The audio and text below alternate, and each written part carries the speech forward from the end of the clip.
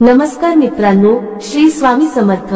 स्वामी कृपेने तुमच्या सगळ्या इच्छा पूर्ण होवोत हीच स्वामींचरणी प्रार्थना. ज्या घरात गुरुवारच्या दिवशी ही दोन कामे केली जातात ते लोक धनश्रीमंत होतात. त्या कुटुंबाची रात्रंदिवस प्रगती होत जाते. पैशांसंबंधित अडचणी दूर होतात. माता लक्ष्मीची अखंड कृपा तुमच्या कुटुंबावर राहते. तर कोणती आहेत ही दोन कामे व त्यासोबतच आपण अतिशय साधे सोपे आणि अचूक उपाय सुद्धा आजच्या व्हिडिओमध्ये पाहणार आहोत. यासाठी तुम्हाला कोणतीही पूजा पाठ व्रतवैकली अनुष्ठान करण्याची गरज नाही. तुम्ही हे उपाय प्रत्येक गुरुवारी करू शकता. यामुळे तुमचा बृहस्पती ग्रह हा मजबूत होतो. पण त्याआधी तुमची ही श्री स्वामी समर्थ महाराजांवर श्रद्धा असेल तर व्हिडिओला मनापासून एक लाईक नक्की करा आणि कॉमेंट बॉक्स मध्ये श्री स्वामी समर्थ लिहायला विसरू नका. चॅनेल सबस्क्राईब करा. हे उपाय प्रत्येक गुरुवारी केल्यामुळे आपला गुरुग्रह मजबूत होतो. बृहस्पती देवांचा वार हा गुरुवार असल्यामुळे गुरुवारी केलेले जे उपाय असतात त्यांच्यामुळे आपल्या सर्व मनोकामना पूर्ण होतात. ज्या अडचणींचा आपण सध्या सामना करत आहोत त्या अडचणी हळूहळू दूर होतात. भाग्याची साथ आपल्याला मिळू लागते. तसेच नवरा मुलं आपले सर्व ऐकू लागतात. तसेच ज्या महिलांना संतान सुख नाही त्या महिलांना संतान सुख मिळतं. तसेच घरातील महिलेने जर हे उपाय केले तर त्या घरात आनंददायी वातावरण निर्माण होते. घरात सुख समृद्धी निर्माण होते.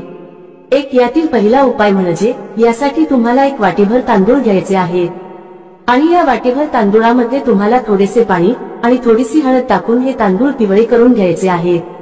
आणि हे वाटीभर तांदूळ तुम्हाला तुमच्या घराच्या आसपास किंवा घराजवळ जिथे पक्षी येतात किंवा तुमच्या गॅलरीमध्ये किंवा घराच्या छतावरती तुम्हाला हे वाटीभर तांदूळ पक्ष्यांसाठी ठेवायचे आहेत. गुरुवारी सकाळी तुम्हाला हा उपाय करायचा आहे. यामुळे काय होतं तर जे पक्षी असतात तर ते पक्षी पिवळे तांदूळ खातात. आपल्याकडून नकळतपणे गुरुवारच्या दिवशी अन्नदान हे होत राहत. त्यामुळे आपल्या कुंडीतील गुरुग्रह हा मजबूत होतो. गुरुग्रह बृहस्पती देव आपल्यावरती प्रसन्न होतात आणि यामुळे आपल्या आयुष्यात आपल्या जीवनात ज्या काही समस्या आहेत त्या आपल्याला हळूहळू कमी होताना दिसू लागतात. दुसरा उपाय म्हणजे गुरुवारच्या दिवशी तुम्हाला तुमच्या जेवणामध्ये पिवळ्या पदार्थांचा समावेश करायचा आहे. जसे की हरभऱ्याची डाळ असेल, बेसन असेल, त्यापासून आपल्याला जी काही भाजी बनवायची असेल तर ती बनवायची आहे. किंवा पिवळ्या रंगाच्या फळांचा आपल्या आहारामध्ये समावेश करायचा आहे. जसे की केळी असतील, संत्री असतील. म्हणजेच गुरुवारच्या दिवशी आपण जास्तीत जास्त पिवळ्या रंगाच्या पदार्थांचे आपल्या आहारामध्ये समावेश करायचा आहे व त्याचे सेवन करायचे आहे. या उपायाने देखील आपला गुरुग्रह मजबूत होतो. तसेच गुरुवारच्या दिवशी जर तुम्हाला शक्य झाले तर पिवळ्या रंगाचे वस्त्र देखील परिधान तुम्ही करू शकता. ज्योतिषशास्त्रानुसार हे उपाय सिद्ध उपाय मानले गेले आहेत. कारण प्रत्येक दिवसाचं वेगळं असं महत्व आहे. प्रत्येक दिवस हा प्रत्येक ग्रहाला समर्पित आहे. तसेच गुरुवार हा गुरुग्रहाला समर्पित आहे. त्यामुळे गुरुवारी हे उपाय केल्याने आपल्या कुंडलीतील गुरुग्रह हा मजबूत होतो आणि आपल्याला कोणत्याही प्रकारच्या अडचणी येत नाही. गुरुवारी केलेले उपाय हे पूर्णत्वास जातात. त्याच्यामध्ये कोणत्याही प्रकारचा अडथळा येत नाही. तिसरा उपाय असा आहे की तुम्हाला थोडंसं गव्हाचं पीठ घ्यायचं आहे आणि थोडंसंच बेसन पीठ घ्यायचं आहे. गव्हाचे पीठ जास्त घ्यायचे आहे आणि बेसन पीठ एक चमचाभर घेतलं तरीही चालेल.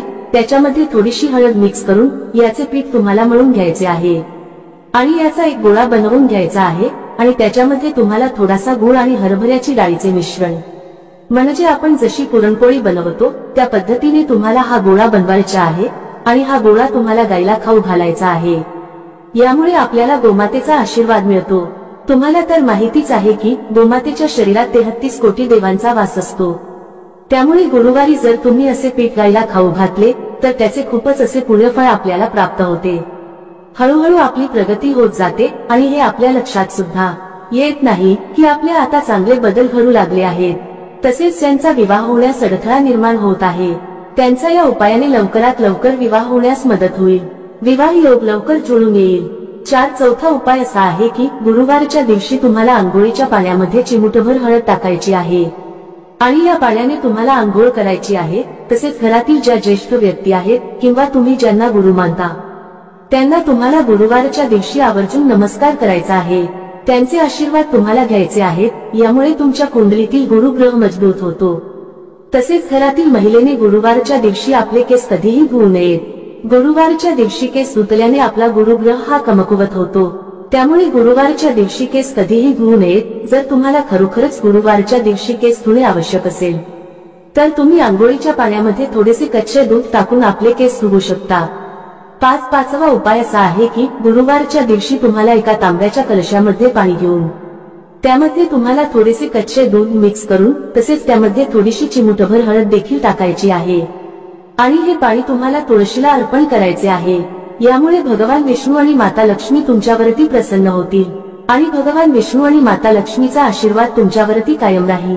तसेच गुरुवारच्या दिवशी तुम्ही सूर्याला जेव्हा अर्घ्य देता तेव्हा त्या पाण्यामध्ये तुम्हाला थोडासा गुळ आणि थोडीशी हळद मिक्स करून या पाण्याने तुम्हाला सूर्यदेवाला अर्घ्य द्यायचा आहे। यामुळे सूर्यदेव देखील तुमच्यावरती प्रसन्न होतील आणि तुम्हाला चांगले आरोग्य देखील प्राप्त होईल। तसेच गुरुवारच्या दिवशी तुम्हाला केळीच्या झाडाची पूजा देखील करायची आहे।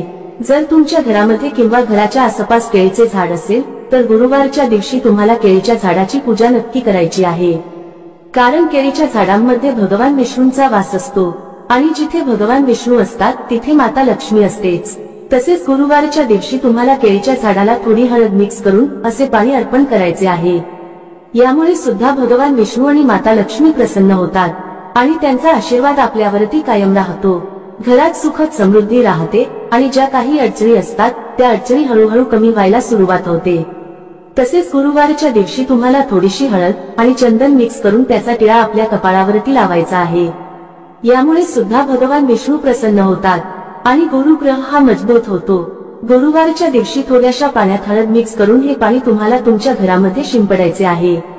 यामुळे तुमच्या घरामध्ये जी काही नकारात्मकता आहे, जी काही निगेटिव्हिटी आहे, ती निगेटिव्हिटी नष्ट होऊन घरातील वातावरण हे सकारात्मक होते। तसेच तुम्ही गुरुवारच्या दिवशी थोडेसे गोमूत्र आणि थोडीशी हळद त्याचबरोबर थोडेसे चंदन घेऊन याचे लेपन तुम्ही घरातील मुख्य प्रवेशद्वाराच्या उंबरठ्यावरती करू शकता। हळदी आपल्या घरामध्ये नकारात्मकता प्रवेश करून देत नाही। त्याचबरोबर हळद ही माता लक्ष्मीला देखील आकर्षित करते आणि माता लक्ष्मीचा आपल्या घरामध्ये प्रवेश होतो आणि त्यामुळे घरामध्ये सुखद समृद्धी नांदते। व्हिडिओमध्ये सांगितलेल्या उपायांपैकी तुम्हाला जे उपाय शक्य आहेत ते गुरुवारच्या दिवशी नक्की करा।